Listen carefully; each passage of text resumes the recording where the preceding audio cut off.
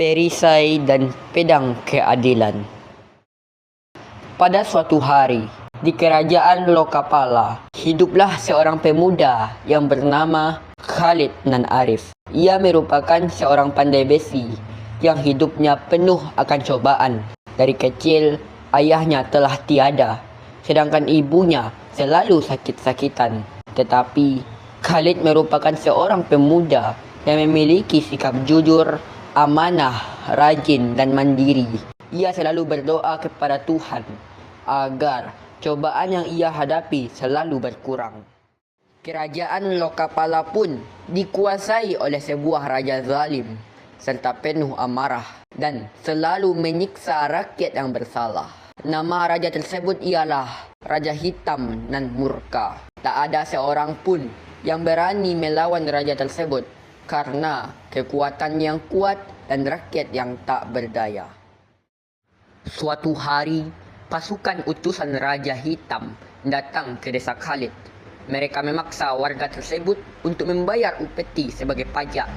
Apabila ada seseorang pun yang tak membayar upeti tersebut, maka rumahnya akan dibakar oleh pasukan tersebut.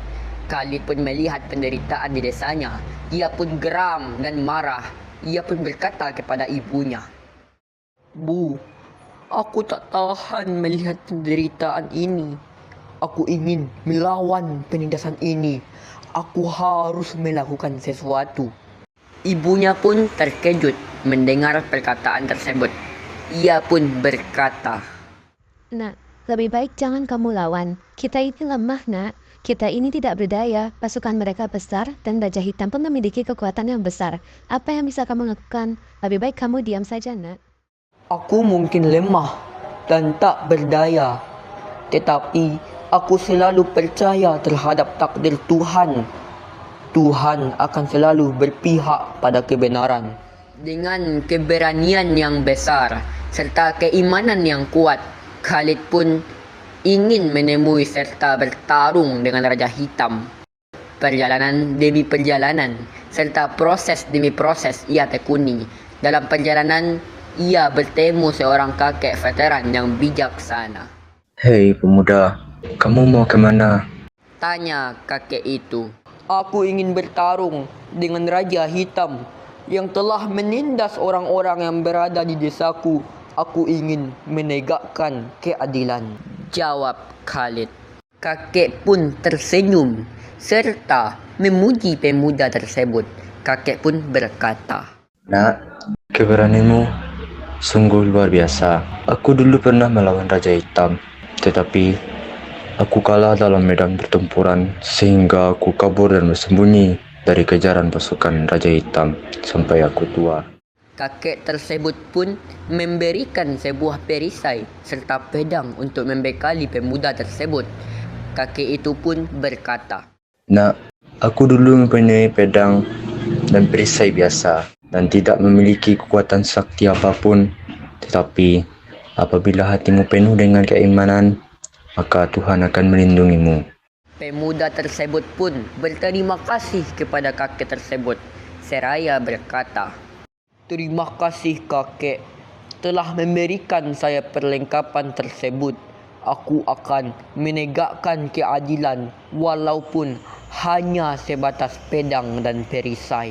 Khalid pun melanjutkan perjalanannya.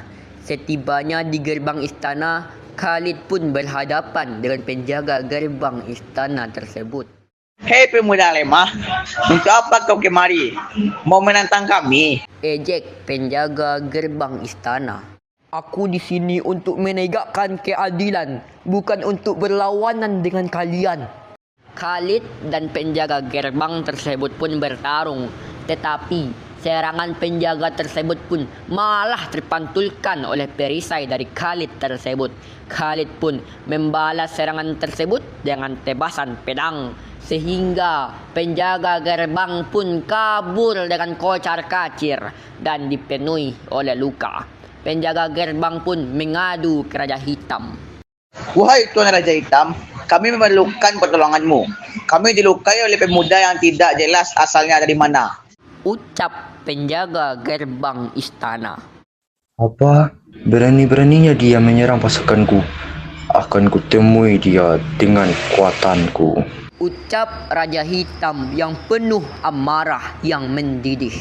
Raja Hitam dan pasukannya pun menemui Khalid di depan gerbang istana. Ia pun tak tahan untuk bertarung dengan pemuda tersebut. Hei bocah, mau apa kau? Berani-beraninya kau menyerang anak buahku. Akan kutantang kau dengan 1 lawan 1. Ucap Raja Hitam yang penuh amarah. Baiklah, aku akan tantang Tuan dengan 1 lawan 1, tetapi dengan sebuah syarat.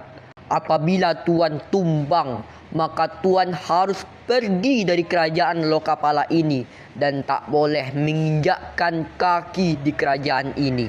Ucap Khalid dengan tenang. Raja pun menyetujui syarat tersebut. Pertarungan tersebut pun dimulai di tanah yang lapang. Raja Hitam pun memulai pertarungan tersebut dengan serangan dahsyatnya yang bertubi-tubi. Khalid pun menahan serangan tersebut dengan perisainya dan tidak membalas serangan dari Raja Hitam. Ternyata Khalid menahan serangan tersebut sambil berdoa kepada Tuhan. Ya Tuhan, Engkau pasti berpihak terhadap keadilan, maka tolonglah aku. Serangan demi serangan, tanpa adanya pembalasan, keajaiban pun datang. Ternyata perisai yang diberikan oleh kakek tersebut dapat memantulkan serangan dari Raja Hitam. Bahkan serangan tersebut juga terpantul ke arah pasukan Raja Hitam yang sedang menonton. Mereka pun tumbang dan terluka, sehingga mereka pun pergi dari kerajaan Lokapala. Rakyat yang berada di istana pun merayakan kemenangan tersebut dan meminta kepada Khalid untuk memimpin kerajaan Lokapala. Tetapi Khalid pun menolaknya. Ia pun berkata, "Aku membebaskan kerajaan ini karena keadilan, bukan nafsu belaka. Kekuatan tersebut bukanlah dari kekuatanku, tetapi keajaiban yang diberikan oleh Tuhan." Khalid pun pulang ke desanya dan memulai hidup dengan ibunya.